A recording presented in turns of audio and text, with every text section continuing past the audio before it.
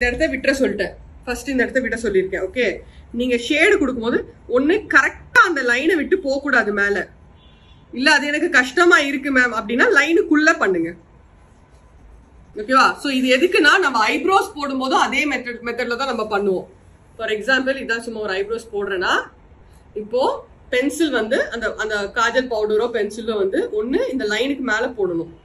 இல்லனா அப்படி எனக்கு சரியா போட லைனுக்கு மேல கரெக்டா போட கூட பெருசாயிடுது மேம், பிராட் ஆயிடுது மேம் ஐப்ரோஸ் அப்படின்னு நீங்க ஃபீல் பண்ணீங்கன்னா சோ ஐப்ரோஸ்க்கு உள்ள அந்த லைனை டார்கெட் பண்ணி அதை ஃபில் பண்ண பாருங்க.